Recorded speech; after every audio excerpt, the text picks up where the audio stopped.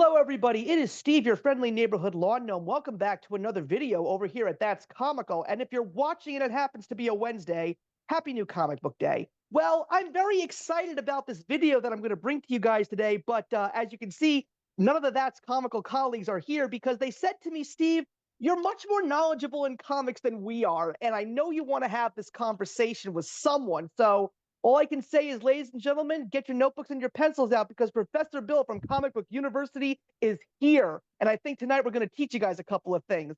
Bill, I just want to say thank you very much for joining me today. How are you?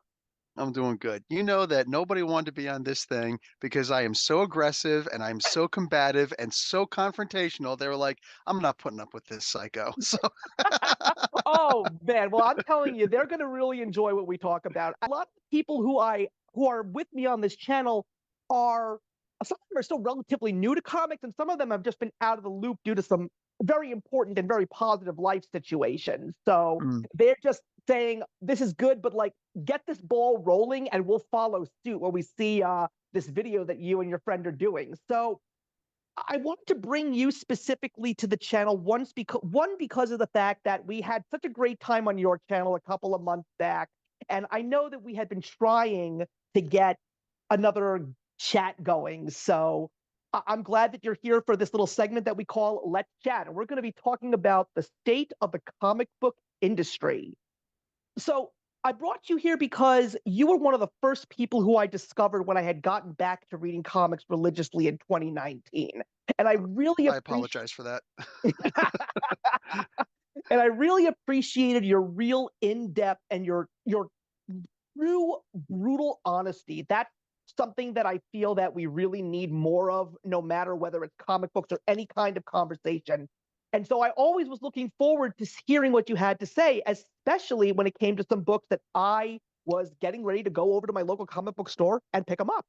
And so I noticed that a lot of your videos had not really been coming out. I know that you had a couple of personal things going on, but your last video that I saw was about the Image and Skybound book Cobra Commander by Josh Williamson, Cobra Commander #1, which I love. And I was so glad to see you just back to form, excited about the book, really getting into the details. But you said something at the very beginning. You were basically saying that you were just about ready to just dump comic books altogether.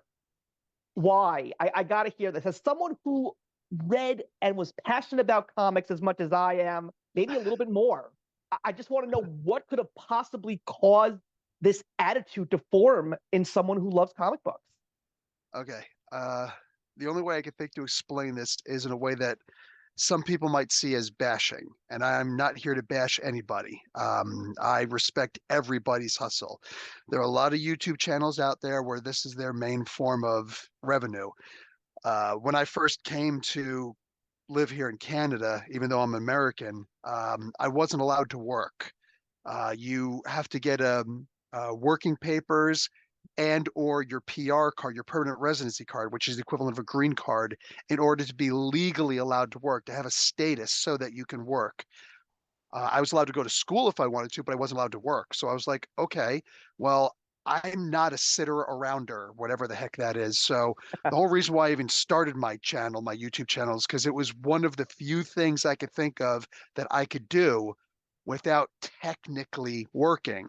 Like, you know how long you got to go before and the things you got to do before you're even allowed to monetize your channel.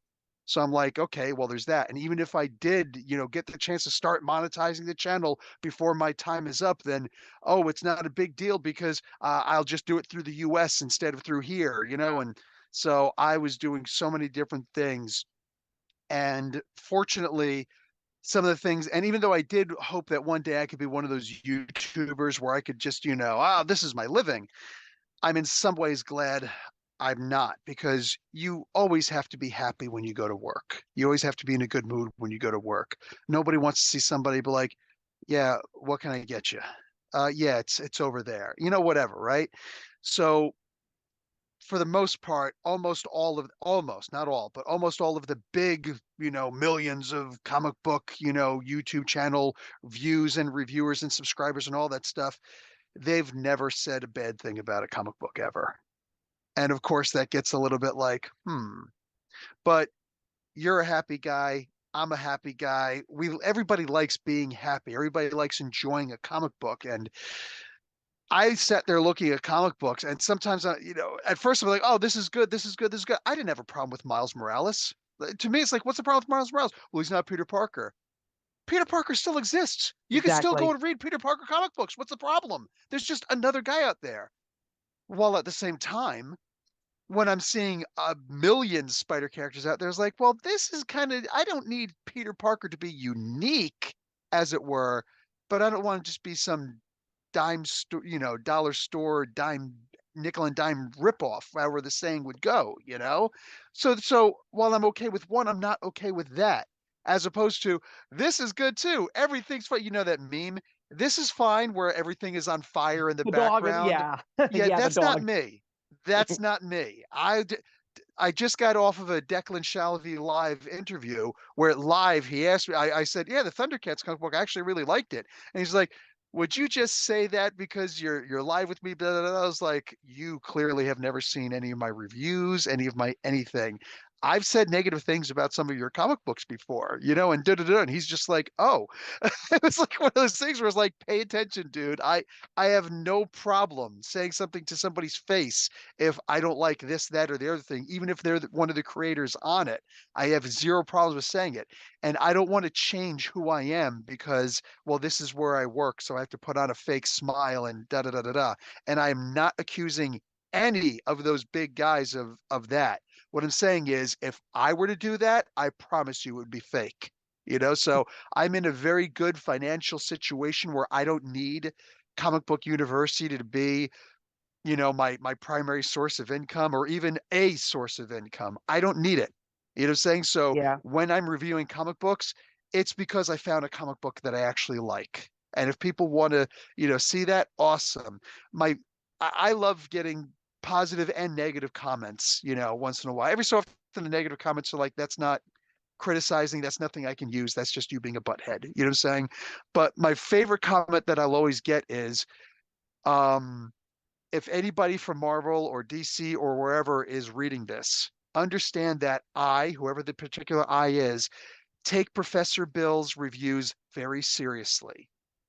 So when he says he likes a book, I immediately go out and buy a book. So Bill said he likes this book. Pay attention, Marvel. Pay attention, DC. Da da da da. Those are the reviews that I sit back and I was like, that's the audience that I'm looking forward to. That's the audience that I want to cater to. If there's only 200 guys out there, 200 men and women, whatever, who want to, look at that kind of a review, I'm happy to do a review for those 200. I don't need the 1 or 2 million who are just there because they want to hear somebody say something nice about something that they maybe did or maybe didn't like. So yeah, yeah. that's when I say something good about a comic book, yeah, you know that I meant it. Yeah, and I agree with you 100%. I was never as a content creator because I started on my own channel, The Lawn Gnome, and now I'm here with a couple of friends. This was never going to be my day job. This is just a place where I like to go and want to talk about great things that I'm excited about and passionate about. And yeah, we've been doing this stuff on this channel for about 3 years. And when it comes to the comic books and the manga experts here, when they talk about manga that they really love, yes, it's very positive. So people will say, like, is there ever going to be anything bad? I said, you should see all the reviews that I'm posting on the recent MCU shows. That's where all the negativity is on our channel right now. But Uh, anyway, yeah, so well, just I'm going to cut you off for a second because I forget. Did I reach out to you or did you reach out to me initially when that we was you first met? reaching out to me. Yeah, I reached out to you. Because I saw that you had, like, back in the day, you had like 0 views. And I'm like, holy crap, this guy's putting in all this energy. How long has he been doing this for? He's been doing this for a stretch of time now, like close to a year. By the way, that is a huge freaking water bottle. Did Yeah. you fill that? I think you filled that up last month. You still haven't had to refill it yet. That thing is No, huge. I actually apparently they say one of the great things for trying to stay fit and healthy is you need to drink a gallon of water every single day. So I fill this thing to the top and it Make sure lasts you're getting me all day. electrolytes also. Oh, trust me, I try to do the very best that I can. Good, good. Make sure you get electrolytes also, I because there is such a thing as water poisoning. That's Yes. RB Talk 101 for you. But Yeah. anyway, to complete what I was saying, you always had a happy demeanor, and I don't mean just mean like a happy demeanor. You were actually positive and excited about the things you do. You can't fake that kind of stuff, and you kept on going regardless of who was watching. I'm like, this is a real fan. This is not some phony out there. This is somebody who actually loves the stuff that he's doing right now. Yeah. And it's supposed to be a very positive year for comic books in general because there are three big anniversaries being celebrated this year. I mean, we're celebrating the 85th anniversary of Batman. We're celebrating the 40th anniversary of Teenage Mutant Ninja Turtles. And this year is also the 30th anniversary of Kurt Busiek's and Alex Ross's Marvels. And we're going to be talking about all three of those things on our channel this entire year. So, yeah, I want to be excited about all this stuff. But at the same time, I want to also be excited about the now, what's going on in comic books today. And when I got back into comic book reading in 2019, yeah, I was like doing all my research. I was pulling books that I was familiar with off the shelves and trying to get my hands on what was new, what was interesting, what was exciting.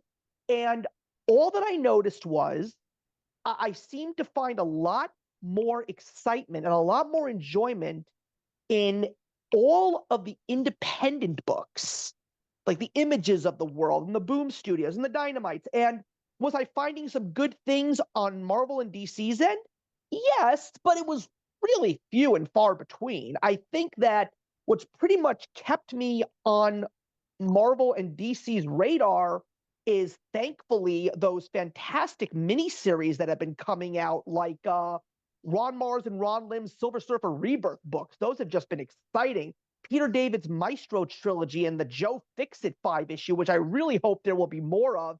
And even some random things like Daniel Warren Johnson's Jurassic League, where the Justice League was portrayed by dinosaurs. It was one of the most fun things that I ever read. But the ongoing series, I mean, X-Men, I feel absolutely horrible for Jonathan Hickman. I really, really do. Because he had something really good going there. And just due to management and production, it just didn't end up becoming the vision that he wanted. And as someone who discovered, I was still relatively new to some of these artists, and Jonathan Hickman was one of them. So this was the first time I ever read his stuff. So, of course, House of X, Powers of 10, great, very much enjoyed it. But then when I started taking a look at his Fantastic Four run and just finally reading his Avengers and New Avengers run that led into Secret Wars, I'm just like, my God, what happened here? You know, it's absolutely sad. And it's just like when people don't want to really be passionate about X titles or current Spider-Man titles, and on DC, people are not really saying the greatest things right now about the main characters like Superman or Wonder Woman or Batman. But, you know, do I find some good things there? Yeah. Right now, I think that one of the best Batman titles right now is Ram V's Detective Comics run. It's a, story on its own. It's gothic. The atmosphere is gorgeous. It's a slow burn. But I personally am loving this story that he's building. I know he's now on the last story arc. He's been writing it since Detective Comics issue 1062. Was I anticipating him getting to Detective Comics 1100? Yes, but I don't think he's going to get there. But that's just one of the few ongoing titles for a while that I was very much interested in. Things have changed, but on Marvel and DC's side, very, very little. I remember I fell off of X-Men because it's funny. I'm the one who actually broke the cipher that Jonathan Hickman had put together for the Hoxpox stuff, the House of uh, X and Powers of 10 stuff. A bunch of other people did a couple other things here and there, but I am the one who actually finally broke the cipher, and I showed each and every week, each and every time I was reviewing a comic book, you know, boom, boom, boom, boom, boom. Look, I'm filling in this. I found this, and this is how it is. And I still actually have the legal pad somewhere where I originally broke that cipher so that everybody can actually read those things. Like, guys, turns out there's numbers in here also. Holy crap. Okay. So bang, bang, bang. Like, yeah, it was something else. And that's how into these books I was. I was so in love with what Hickman was doing. The problem is he started bringing other people in to do, and from my understanding, he was bringing other people in. I think I've seen a picture of Teenie Howard before. I think I may have seen a picture of her before. I think she's like a fairly pretty, nerdy girl, whatever, da da da da da da. I don't know if he was infatuated with her looks. I don't know what it was, but if he says that he was infatuated with her writing or thought that she even had potential, I'm shocked beyond belief. Like, I'm oblivious to why it is that he chose to take her on. I if Marvel put a gun to my head and said, "You'll have to do this," I'd be like, "Actually, I'd rather just not do the comic book." I wouldn't have. It's as simple as that. She was I usually say with all due respect, but I don't really have too much respect. She's a horrible writer. She Yep. is terrible. There's a whole bunch of people who are out there. She was on this podcast one time, and this woman goes and said it was an all girls podcast for Marvel Universe, for the Marvel.com thing. And these four females got on there, and this one girl, and I know her name. Who was doing X Factor at the time? Leia Williams. Leia Williams. That was her. Never saw a picture of her before, and then a bunch of my friends were like, she's got really big. And I'm like, maybe that's why she was on the book, because I promise you, there's no other reason for her to be on this book, you know? Like, this is how rude I am, when there's something that I don't like. Um, she said, I don't identify with heroes. I've never been able to identify with heroes. I've always preferred the villains to the heroes, which made me immediately ask, why are you writing for heroes? When people say the X-Men aren't really acting like heroes, I say, look who's writing some of these books. Because the other four females on this podcast, including Teenie Howard, agreed wholeheartedly with what she say. They jumped on that first. Maybe it's just the women were just being agreeable with each other. I don't care. Here's another woman, Maya Angelou. And she wasn't the first to say it, but she said, take people at face value. Listen to what people tell you about them and then believe them. So I believe them. I believe those four women when they said they can't identify with heroes. Well, then they should be writing villain books. They should be writing their own books someplace else for Image or who cares. They do not belong writing heroes because it so clearly and evidently reflected in that stuff. And the books just became so horrible. They resorted to cheap, lousy gimmicks. Sometimes I wonder if people get sick and tired of me talking about Jim Shooter and how amazing this human being is. He's still alive. I still talk to him every so often. Yes. How amazing he was when he was in charge of Marvel. That 10 Yeah. years of Him the and highest Claremont. sales. Him and Claremont and Louise Simonson, who, by the way, just started writing a miniseries now. He's writing a Power Pack miniseries. First issue just came out in January. And I actually had the opportunity to meet her and Walt Simonson. They are the nicest people I have ever met. Do you live out in Jersey? No, New York. Okay, that's why then. They don't travel too far from home. They're in Yeah, Jersey and they stay they. right there. Oh my goodness, Louise Simonson is a sweetie pie. I've Oh never met yeah. such a kinder woman in my life. And the thing that I want to also make clear is like we have nothing against women who want to write comic books. I mean, look, Louise Simonson is one of the best in the business. But it's just Oh, like you're you absolutely brought right. up Chris Claremont. I'm about to bash him and praise two women in his stead. Chris Claremont is this guy who is just this pompous he still is, sorry. So he is and was this pompous, arrogant son of a gun who thought he can do no wrong because blah blah blah blah blah blah because everybody's always praised his X-Men run. Meanwhile, you look at his X-Men run and the things that he did. And then when you listen to his interviews, also listen to what Jim Shooter says. Go back and listen to what Chris Claremont says. He says, "Oh, Jim was just the worst. He rejected everything that I tried to do. He wouldn't let me do all the stories I wanted to do. He tried making me." And here's the thing that really kicks it.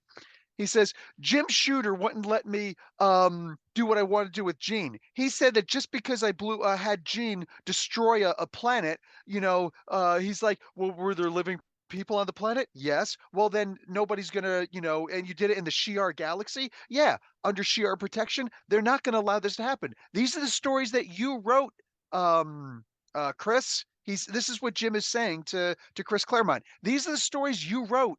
These are characters you created. You can't just have them be there for a little bit. There's continuity. This is Marvel. This is the Marvel method. This is the way we do things here. Who hired Stan Lee? Or who recommended him for the position? I believe his name was Stan Lee. There's a reason for that, you know? Um, what do you call it? He's like, no, there has to be consequences.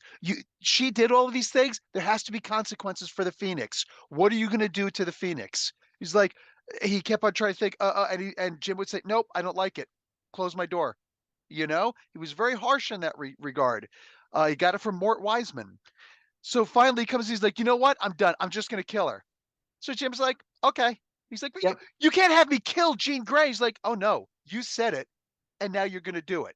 Go find a way to kill Jean Grey. He wasn't clowning around. And I'm sorry, what is the most important event that has ever happened in X-Men history? I'm sorry, seriously, name something greater than the death of Jean Grey. Name Out of something, that people refer to, talk about, write stories about, attach their other stories to. There is nothing more Absolutely. than the There's so many great stories that he has given us, but no, they always go back to the Dark Phoenix saga, the Phoenix saga, even as well. Those are the two yeah, best stories that he ever wrote, and there's no denying absolutely. it. No denying it. Absolutely. And the way that everybody's afraid of the Phoenix and she's a class, 1 billion threat and all these things. And oh my God, and all these other stories, every single story that's come out the X-Men in some way, shape, or form has had some kind of reflection on we have to be careful of the really powerful mutants because look at what happened to Jean Grey. Mm-hmm. The whole reason why there are Omega level mutants is because Storm was never considered Omega level. Why? Because she could make the wind blow and make sparkly fingers. I'm making a joke, but nobody gave a crap about Storm for the most part. All of a sudden, like we need to, and of course, people have taken it too far with the Omega. Everybody's an Omega level mutant. Like, yeah, I'm sure. You know what I'm saying? But all of that stuff came from Jim Shooter refusing to tell the stories and forcing his writers to tell the stories and saying you have to stick by the continuity that you created, And and I he held them responsible and made them better. While what's his name? Chris Claremont complained about that. What happened? Louise Simonson and Ann Nesenti, they both sit there and they're like they were there when he was saying that stuff. It's like, oh, that Jim made you a better writer and he made your stories, he made you write your stories better and da da da da, and he had to be like, yeah, I mean, you're right. Like those interviews are out there, they exist. and I feel that's one of the main issues with the big two today. I think it's just because of the fact that they just don't have they just don't have Jim Shooter anymore. There's nobody with that kind of attitude. These people are just writing whatever they want to write, and then they give it to the editors, and the editors do absolutely nothing. And that's why all of these books have gone down. And the other big problem is the fact that, and you see this more on DC side right now than you do with Marvel, besides just bringing in not so great writers or sometimes even terrible writers, the writing talent that they do have that people actually like, they don't know how to handle them properly. Here's a perfect example about what happened in DC lately. Joshua Williamson, he started his Flash run when DC Rebirth happened, and that was probably one of the most talked about things that had gone on with the Flash since Mark Waid was writing Wally West in the 1990s. Oh, And he wrote a fantastic Flash run. So they're like, okay, he's a talented writer. So what do? They stretched him too thin. They just give him project after project after project. And there are very few of his writings that are in DC right now that people absolutely adore. And everything else is just so. But the thing is, the fans of his who found him when he was introduced to them with the Flash, they're not knocking him for it. They know he's a good writer. He just wrote Cobra Commander #1, and he's writing Duke. He's writing two great stories over at Image. We're going to get back to those in just a little bit. But I got to read those. yeah, but that's the problem. They're just not utilizing their great talent. I'll give you another name over at DC that I personally got introduced to, and he's now writing probably one of the only two or three decent ongoing titles at Marvel right now. Philip Kennedy Johnson. I was introduced to him with his Action Comics run, and I loved his Warworld story. And now he is writing The Incredible Hulk. What an amazing book right now. Not enough people are reading it. More people need to know that it exists. It's a shame that what happened to Donny Cates happened, because on the indie circuit, there's a lot of books that he was writing that I don't know if he's ever going to finish that I've been enjoying. But the fact that Ryan Ottley just pulled up his big boy pants and just at least tried to finish Donny Cates' run, and his Thor run just ended up going by the wayside, and now we have Al Ewing writing the Immortal Thor, which I still don't know how to feel about that one. It's interesting to me. It's unique. I got to go back and start reading Immortal Thor. I just read the. I know I read and reviewed the first 4 issues of Hulk, and I loved them. I just now reread for the past couple nights. I just read the latest 4 issues. I got to put a review up for them. There's a couple things that I read that I actually enjoy that I got to put up reviews for. But yeah, I got to go back to Thor also at some point. But Yeah, yeah, Thor is definitely interesting right now, but The Incredible Hulk, more people need to read this book. Philip Kennedy Johnson is extremely talented. And he's he's writing a even, monster story. yeah, and at the same time, he's also writing a John Stewart Green Lantern title over at DC. And that's actually pretty good as well.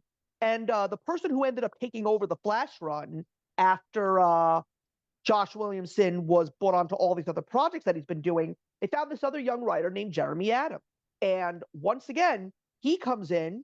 Not that many people know who he is, but before his Flash run came to an end, people were starting to talk about it again. He did this little story at the end called The 1 Minute War. It was really, really good.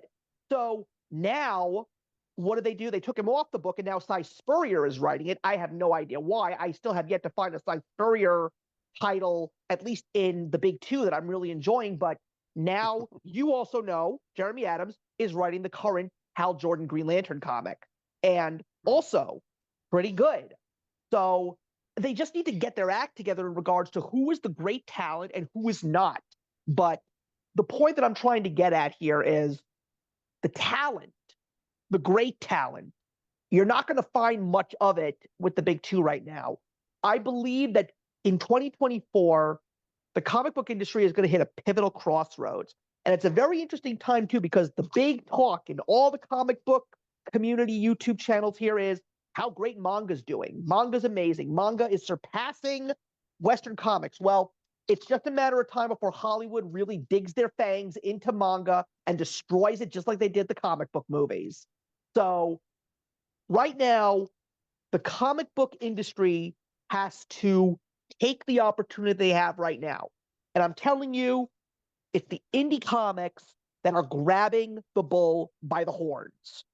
I feel that this may be the very first year, and if I'm wrong, I'll be very upset. I think that this year, at the end of 2024, Image Comics is going to be the #1 comic book company in the country. And there are many, many reasons as to why. I mean, you and I are very close in age.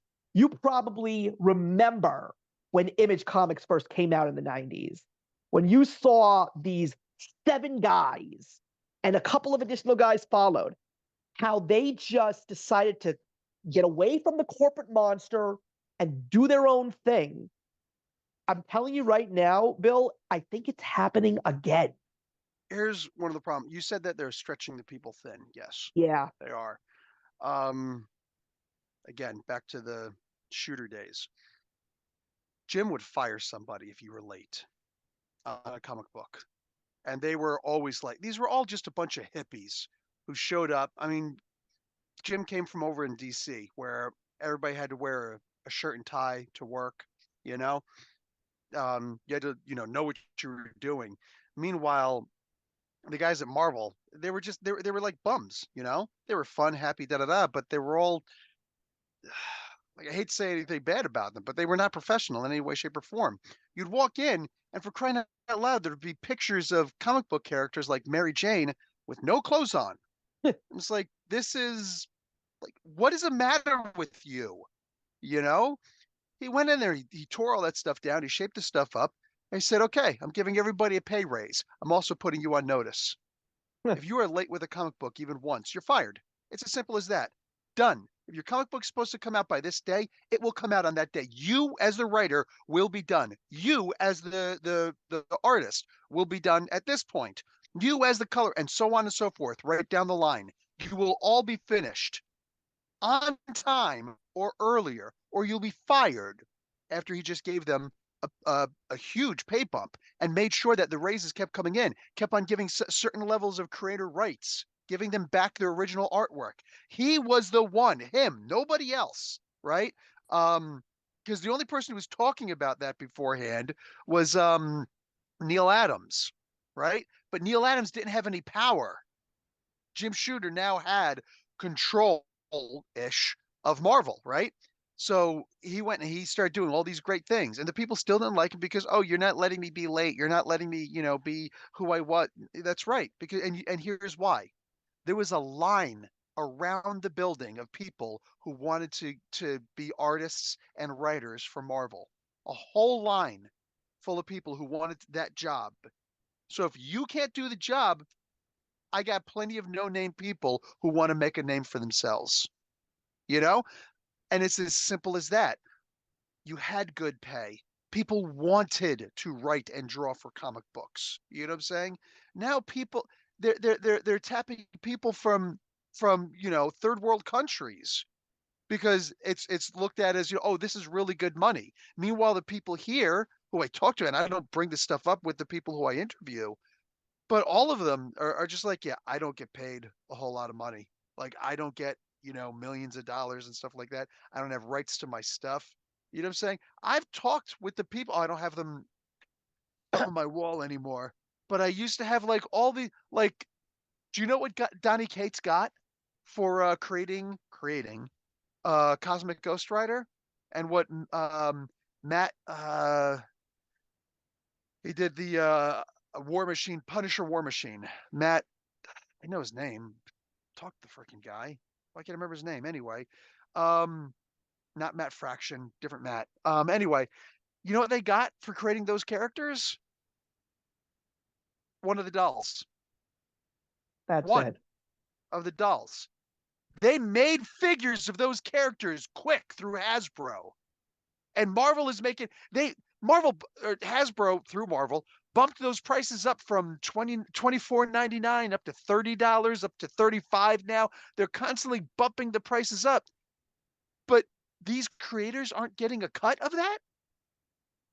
Well, No that's royalties? that's one of the main reasons why Todd McFarlane was so pissed off in the 90s, and that's why he left Marvel. He said the company was profiting off of their artwork and they were making t-shirts and all of that stuff, and they didn't see a single bit of those profits. So Yes, that was one of the main reasons why Todd exactly. McFarlane and Rob Liefeld and all those guys left. These visionaries, they understood this is a capitalistic working machine. I get it. But if you're going to take my work and apply it to other things, that because I didn't draw a t-shirt, you made my work into a t-shirt. You know what I'm saying? You made my work into a collection of my stuff. How come I'm not getting something from that? Meanwhile, if their work is so great that they get into a movie, that their work becomes, one of the Marvel movies, the Writers Guild Association cuts them a check. Jim Starlin said that he didn't even realize that his one character, KG Beast, from his Mm. Batman run, was going to be in the one of the Justice League movies, whichever one that was. It was in Batman, Superman, Dawn of Justice. That's where he was. Okay. Anyway, so he was like, I didn't know he was even going to be in there, and all of a sudden, I got a $6,000 check for the opening weekend for that. I'm like, are you what? He's like, yeah, just boom. And they're like, more is gonna come. This is just the opening weekend thing. So, no, it wasn't even the opening weekend. It was because you did such and such. We're putting you, hey, like it's a thing. It's just a thing that we do. But then he got a cut from all of that. So and I didn't talk to him, and I don't think he told me, and I wouldn't, reveal all that stuff. But like that's a standard thing that Warner Brothers does. Once you've done some kind of, once your work, your writing gets into a movie, we're going to immediately give you $6,000 for da da da da da. And he was just like, I made more money off of that character than I ever made through DC Comics. And that's the reason why these people are continuing to find more enjoyment in what they do over at the indie companies, specifically Image, because Image's attitude has never changed. I mean, Jim Yeah. Valentino, thank God, is still there, and he's still one of the higher ups, and he's still pretty much the guy who runs the whole show at the moment. But Yeah. it's still the same thing. It's like you come with your ideas, you come with your characters. These are yours. The only thing that we own is the Image name and the Image eye. Todd McFarlane is about to break another record, literally in 2 weeks, with Spawn issue 350. I mean, that's going to be the longest running independent comic book ever.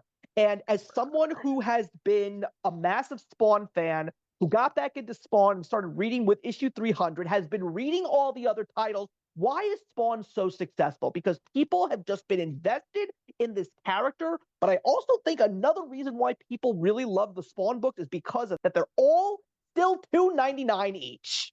That is a big selling point. I mean, people freaked out when Saga came back from its 2.5, 3 year hiatus, and all of a sudden the book was $3.99 and not $2.99. But yeah, but the thing is, he's not stopping. And he's got some really great people working with him on all of these titles. And now there's going to be more Spawn titles coming out. He's really building this Spawn universe because he's already got Gunslinger and he's got King Spawn, he's got the Scorch, and now there's going to be a Sam and Twitch comic book, which he's going to be writing. So I'm very excited about that. And there is one coming out called Rat City, which I'm not really interested in based on what it looks like. It's sort of like a Spawn in the spirit of Batman Beyond kind of thing. It takes place like in future New York City. But apparently it's also going to be an ongoing series of Spawn Kills Everyone. That is such a fun book to read. So, you know what? Yeah. I applaud him. And again, he's a guy, he is very similar. He has the same similar attitude to Shooter. He's just this guy who wants to get the work done. He wants to get it done correctly. He wants to get it done on time. That's the reason why he is the successful mogul that he is in the world of popular culture. And Yeah. more people Not need just to learn from that. Yeah, he doesn't just do that. He also does his 7-inch figure universe, which he's also got the license through DC to do. I mean, like this dude, he works hard. This is the American dream. You work hard. You come to this country with nothing, whatever, but you bust your butt, you work hard, you learn, you advance, you do something better, and you will be able to make a life for yourself. And that's all that any of those Image guys wanted, you know? It Yeah. breaks my heart that some of these guys like Starlin for me is the biggest one. I've heard other people talk about it also, but I don't know anybody who's gotten more at one time than Starlin did. But at the same time, you know what? There's Ditko. Ditko, who's just like a neighbor, accident gets some of one of Ditko's mail because Ditko's a very humble guy living in an apartment, you know what I'm saying, someplace. And he got his mail one time and didn't realize that it was his. And he opened up and there's a check in there for $900,000. And he's just like, "Ah," and he walks over and he's like, "Hey, I got some of your mail." And he's like, "Oh, more. All right. Thanks." And he looks at it and so he knows where it came from, the movie studio, Sony. And he's like, "Oh, thanks." Close the Yeah. door. That's the whole story. Randomly getting checks because Spider-Man is in the movies and whatnot. Now, is every character Spider-Man? No. But it's the idea that, like, why are we being treated better? Look, Conan wasn't anything. Nobody cared about Conan until that movie came out. Wait, no. What was the inspiration for the movie? It wasn't all the books. I've got, I think, all the books, right? That wasn't because nobody really read Weird Tales magazine anymore and stuff like that. Oh no, it was the Roy Thomas Conan books and the King Conan books and the King Kull books and all those books that he was doing through Marvel, right? What's the first appearance of Darth Vader? Was it on the big screen? No, it was in the first two issues of Star Wars through Marvel. when everybody wanted to make some big movie thing, I don't care if it's Dune, I don't care if it's Indiana Jones, when they wanted to make a big splash, they went to the comic book companies, specifically Marvel, but also DC. They would like V. You remember the TV show V? Of course, I never watched it, but I know exactly what it is. That's a shame. I would love to sit down and watch it and get a first impression from you because it is comic booky and it is amazing. And it's got to be the original, the Oh two yeah, I know, miniseries, I know. not the later stuff. I didn't even watch that stuff. The one from 1983. I know. There you go. Um, that's the kind of stuff like those guys went to DC, but for the most part, almost everybody went to Marvel for, and some of them failed, but every single one of them got their name out. I don't care if it's a toy line, the Transformers, right? G.I. Joe. We're in the middle of talking about the Energon universe and Yeah, all this stuff. yeah, we're gonna get right That back to that. was 100% Marvel. Like all Tohai or whatever, they'd had at the time was, oh, here's these figures that we bought from this other company that they could transform, and it's really cool. They didn't even have names for the characters, God forbid origins, right? The words Cybertron and Optimus Prime came from Jim Shooter. All the other origins and names and all this stuff came from Bob Budiansky. Uh, all of that was through Marvel, right? That's who Marvel was. If you wanted to get big, I mean, there were some things that weren't big. Robotics wasn't very big. You know what I'm saying? Robotics, however the heck it was called. Strathor, Crystar, things like that. Some of those, look at Rom the Space Knight. Nobody gave a crap about that stupid clunky box-shaped toy. But man, I loved that comic book when it came out. You know? Like, everybody knew. You go to Marvel if you want to get your name out there. And then if your stuff is any good, it'll sell. It will.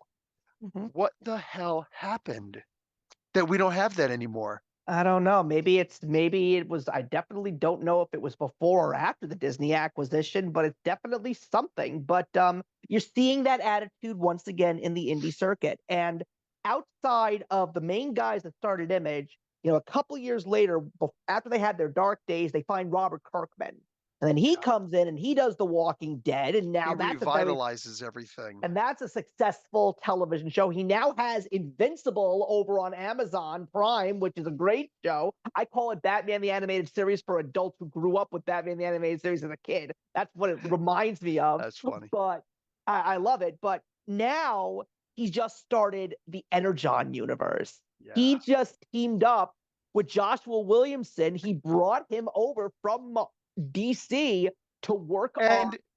And I'm going to cut you off because it's relevant. Where did he introduce the Energon universe? Did he make a television commercial? Was it a movie? What did he take an ad in a magazine? What did he do? What he did was he started this whole thing with an original story called Void Rivals. And I'm just like looking at it, I'm like, well, I like Robert Kirkman. I love his work. So I'm just like, do I want to pick up this book? I'm not sure. So I didn't get it like the day of, but then all of a sudden everybody's screaming about Void Rivals #1 because Jetfire out of nowhere appears in the comic. I'm like, oh, this is something. So I went and I picked it up, and then they announced Transformers, written and drawn by Daniel Warren Johnson, another one of my favorites. And Josh Williamson going to be writing Duke and Cobra Commander miniseries, which will most likely turn into a G.I. Joe ongoing. But I'm just like, and this is outside of Todd McFarlane's Spawn world, this is #2, the Energon universe, and indie companies picking up these big retro 80s and 90s properties. This is where the comic book fans are going right now, because this is stuff that they're familiar with, but at the same time, they're getting something new. My friend, I don't know if you're reading the Transformers book right now, but it is not, but I'm going to.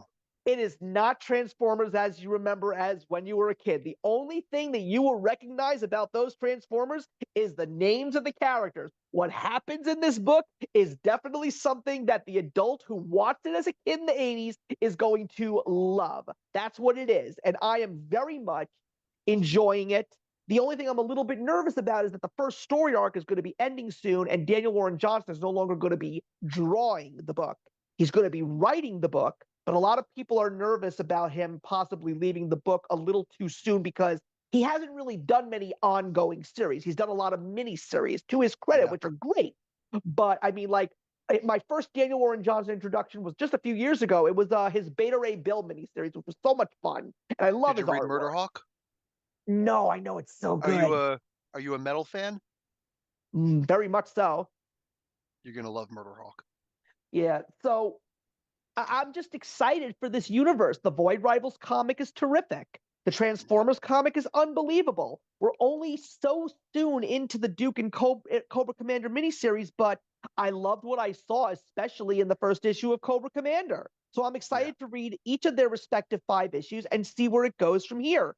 But not just on Image, there are other independent companies that are bringing some of these properties back. I mean, IDW has been in dire straits for the last couple of years, but the one thing that's keeping them afloat right now is Teenage Mutant Ninja Turtles. The fact that The Last Ronin was a successful series, and The Last Ronin 2, this brand new series which features a whole new era of Ninja Turtles, is starting up in March. So I'm really excited about that because Kevin Eastman is back for the book, and Tom Waltz is going to be back for the book. Not so sure if Peter Laird is going to be back for the second series. I know he's on the first one. But now over at Dynamite, you just interviewed Declan. He just did Thundercats #1. I didn't know if I wanted to pick up that book today. But I love the Thundercats, although I will be honest, I'm more of a Silverhawks fan. So if there is a Silverhawks comic book somewhere down the line, I will freak. But I didn't know if I wanted to pick it up or not because Declan, I did read one of his books. I read his Image book time before time, and I really didn't care for it. But when I saw what people were saying about Thundercats #1, I said, you know something? This is one of those days where I go into my comic book store, if the A cover is on the shelf, I'm going to pick it up. What a great book. I loved it so much. It was fantastic. I can't wait to read more. And I'm really excited for the big news that was just announced over at IDW. In the beginning of the summer, there's going to be a brand new series of Teenage Mutant Ninja Turtles, and they got Jason Aaron to do it. And Jason Aaron, I know you have a different attitude about him, but I do. He is one of those guys that I say has truly fallen from grace in the last couple of years, especially with a lot of stuff that he has been writing. But there is this mini series that he's currently writing over at DC called Batman Off-World, and people are loving it. So I'm just like saying, maybe he's officially found himself. Maybe he's in a bit of a renaissance. So I will be a little bit more positive about picking up Teenage Mutant Ninja Turtles #1 in July because it's an indie book, it's indie characters, and if this is going to give him the liberty to truly be what he wants to be and finally maybe bring himself back to form, then my friend, I'm on board. I'm excited.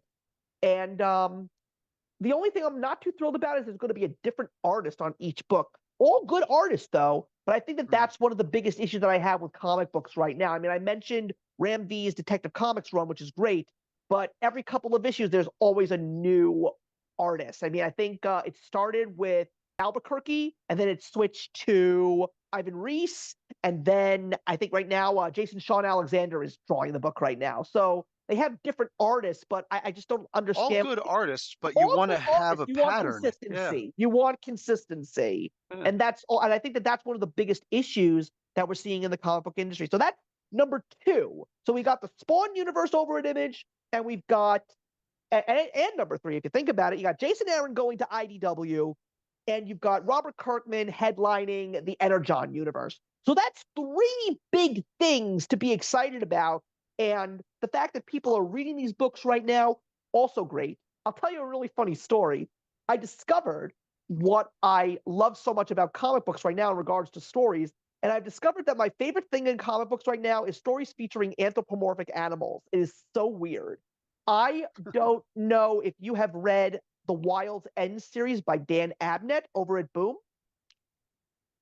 No. So I discovered the 4th miniseries. I didn't even know there were more of them, but it was the blurb on some of the websites that I go to. They said it's War of the Worlds meets Wind in the Willows. I'm like, I want to check this out. This seems interesting. And what I loved so much about this fourth series, and of course I backtracked and found out about the other three, this is the exact same story, but it's told in a completely different angle. Instead of people or anthropomorphic animals being in this London village post World War II being invaded by aliens, this is the story of a bunch of people who go on a boat and they go on a seafaring expedition and have no idea what's going on in their town until they get back, and then they have to uncover the mystery. So, as someone who never even knew that this book existed, and I started with the fourth series, I was very much invested. And then I discovered this little mini series that's we're in the middle of right now called Beneath the Trees That Nobody Sees over at IDW by Patrick Hovarth. What did they call this one? Dexter meets Richard Scarry's Busy Town. So Okay. imagine these cute creatures, and one of them is a serial killer. Uh, issue 3 It's just Among came Us. out. Yeah, issue 3 just came out today. It is a phenomenal book. It's going to be 6 issues entirely. I am so glad did not let this one pass me by. I mean, actually, I was a month late to it. So I had to find the book, the first issue on eBay, and it cost me about $15. That included shipping, but it was worth the money because I immediately told the guy at my local comic book store, please pull this book for me. And he's reading it too. He loves it too. And another big book that I really loved on the indie circuit that came out 2 years ago was Tony Fleecs' Stray Dogs. That was a great book. And he and Trish Forstner are teaming up again in March. They're doing Stray Dogs, but with cats. The book is Stray called Cats. the book is called Feral, and it's about, and so imagine The Walking Dead with 3 cats. So, Okay. but that's the point that I'm saying. Think about what we've been talking about at the beginning with DC and Marvel, and think about all of these books over on the indie circuit that are literally breaking the mold in so many different ways, telling such interesting the blend that I've been mentioning. That's what I want. I love these ideas. I love this creativity. And I love that these companies give them their opportunities to breathe and really roam freely. It's that's why I feel it's such an exciting time. I guess the question that I want to ask you at the moment is any of this sounding interesting to you as some of these titles? It is, especially considering that you mentioned manga to start this off. It actually sounds like a bunch of manga, different kinds of stories. So people are actually reading this stuff and then turning around and bringing this to comic books, possibly, or they're just trying to model it. At the end of the day, it's a shame because I got all these superheroes on my Yeah. wall in front of me, and I just look at them all, and I'm just like, I remember when they used to mean something, you know? And now you just have a bunch of people who didn't grow up with these things, Marvel and I guess DC too, grabbing people and saying, "Oh, here's here you've written fantasy books and novels and kids books and all these other things before. How about you come over and newspaper articles? How Yeah. about you come over and write for us?" And it's like, why would you do that? Why would you do that? I have no clue. Why would you take these people who have never even really read comic books before and say, "Would you come over here and do this stuff?" So now it sounds like all the people who actually do like comic books, they're kind of just saying, "Well, I want to write comic books, but since I can't write for Marvel or DC because I'm not some big highfalutin Atlantic writer, maybe I should just do my own stuff." And then they have to be completely creative with it. Yeah. I mean, And I of think one of course, the yeah. cream always rises to the top. Yeah, I mean, I think one of the most interesting books that's out there right now is over at Dynamite. I love the James Bond series over there. Garth Ennis is right now writing the new James Bond miniseries, and I'm really loving the fact that he's tackling James Bond. Philip Kennedy Johnson just wrote the previous 2 James Bond comic book miniseries, and I love those too. Just being a James Bond fan in general, but Hmm. you talk about highfalutin. I want to take that term. We all know who Jeff Johns is. Everybody knows Oh that yeah. name and what he did for DC. All those Oh yeah. amazing books. What he did for Green Lantern. What he's doing right now at Image with his independent label Ghost Machine is going to bring the superhero genre with a mixture of fantasy and sci-fi to the Image world. He's going to try and bring us a whole new superhero universe. And it's not just him. Listen to some of the names that he's bringing on board with him: Brett Booth, Peter Tomasi, Jason Fabok, Gary Frank, just to name a few. They're all working for him, and some of them are working for him exclusively over at Image. Just like Jeff Lemire just got a big contract over at Image last year, and he's firing on all cylinders. Everything that he's making right now is fantastic. I can't recommend Jeff Lemire's work right now enough. Like series like Phantom Road and his 13-issue series of Little Monsters with Justin Wynn, he's killing it. He really, really is. But Jeff Johns has something big happening.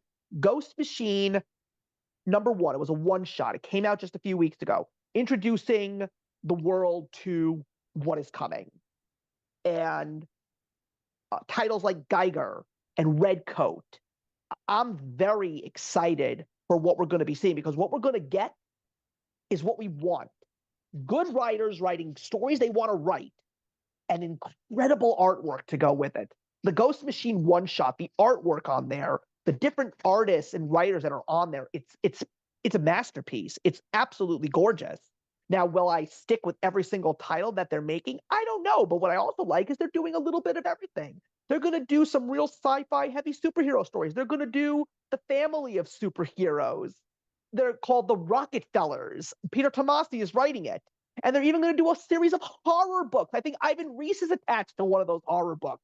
So there's lots of stuff over at Image to be excited about, because they're clearly seeing what's going on with the big two. So they're basically saying, the people who've already gone to Image, they're saying to these other guys, get your asses over here, guys. This is where all the good stuff is. I wouldn't be surprised if Joshua Williamson just picks his stuff up over at DC and says, I'm going to work over at Image with these guys because I'm having a better time here. I have room to move. I have things to create. You know, I think that's what's happening right now. As long as you could feed your family. Exactly. Yeah, for the longest time, they wouldn't let Marvel and DC writers go back and forth. It's like, no, you work exclusively for me. And so they would try and use pseudonyms to work for the other company. You know what I'm saying? And whatnot. Because Marvel's like, no, stay here. DC, no, stay here. And now this whole idea that, like we said, the idea of stretching people too thin is because they're not making enough money.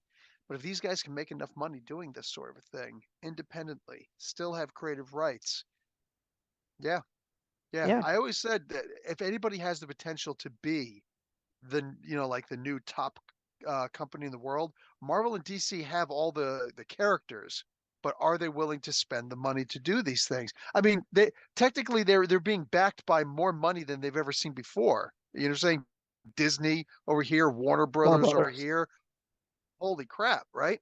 Back in the day, Marvel and DC were the money makers for any of the smaller companies. So it's crazy how throwing money at a thing doesn't seem to work, if they're even going to do that. But at DC, or excuse me, at Image, you give people just simply enough space. The people who want to try it, they're going to fail. Okay, nice, nice effort. But the people who can will.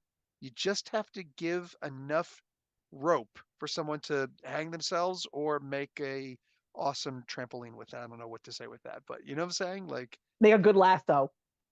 Yeah, that's crazy.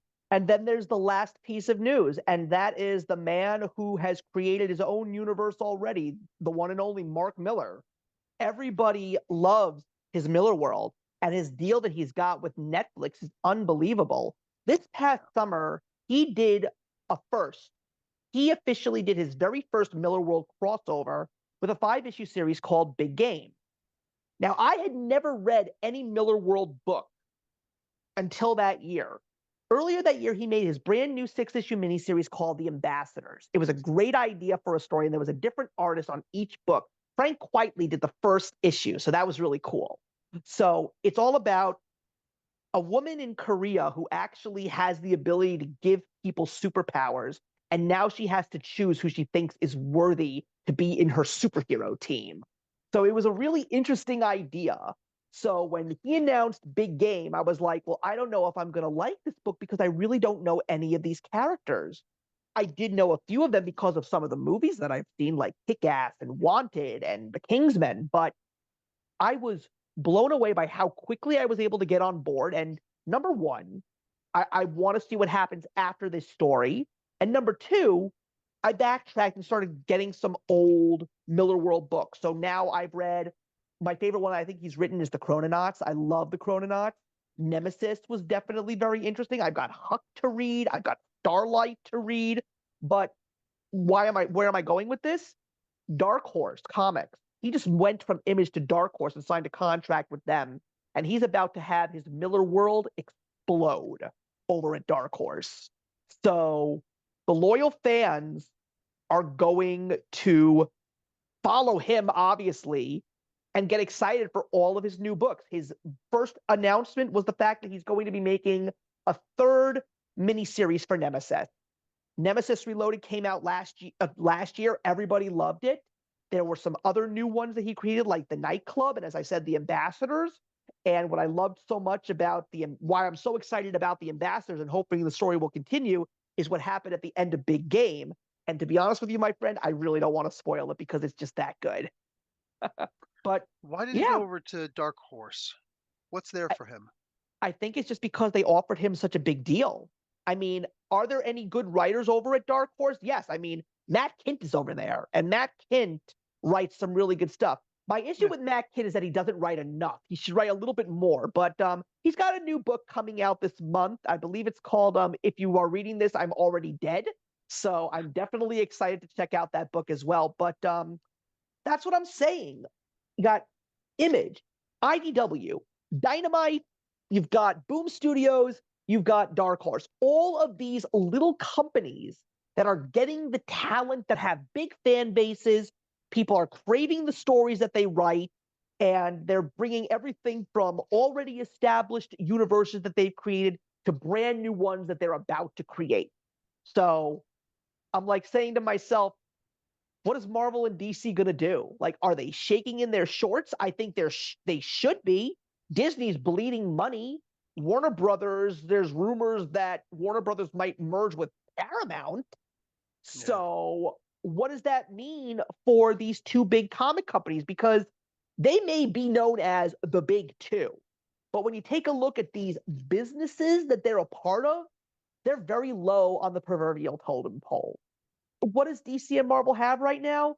They have some glimmers of hope, but what they really need to do is they need to decide if this is what they're going to use. What Marvel's got right now is Jonathan Hickman starting a brand new Ultimate Universe. We know how successful the original one was. I was so shocked by how much Ultimate Spider-Man #1 is running for on eBay right now. I actually just read Brian Hill's Ultimate Black Panther #1. Not bad. Not bad.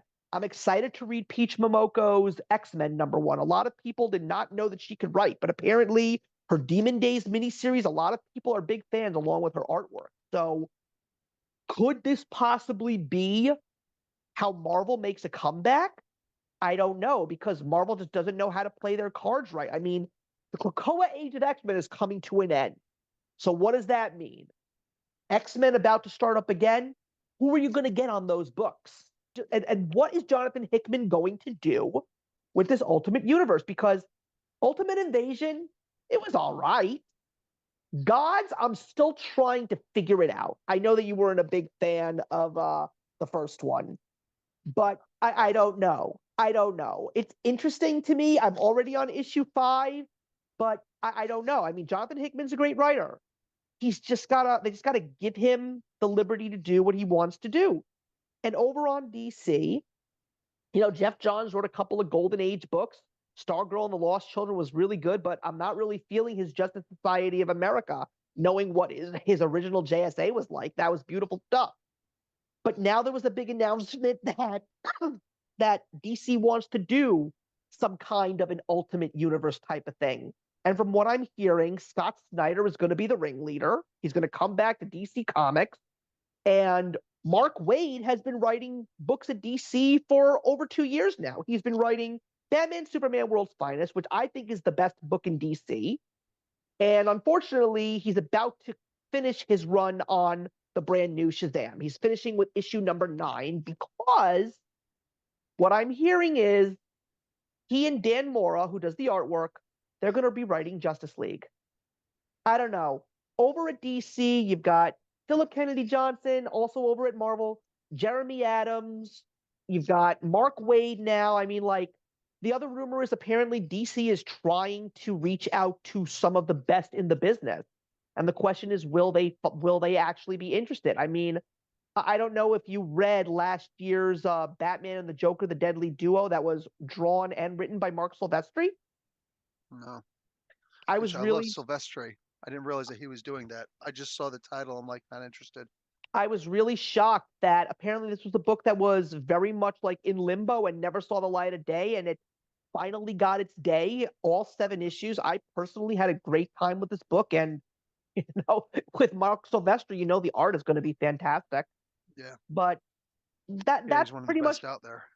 so that's pretty much what I had to say today. I wanted to let you know about Huh. all of this stuff that's happening and why I truthfully feel that this year is a very exciting year for comics. The big question is going to be, is DC and Marvel finally going to get it in their heads that they've got to think about where they were at one point in time? Because clearly the indie comics are running away with the sales.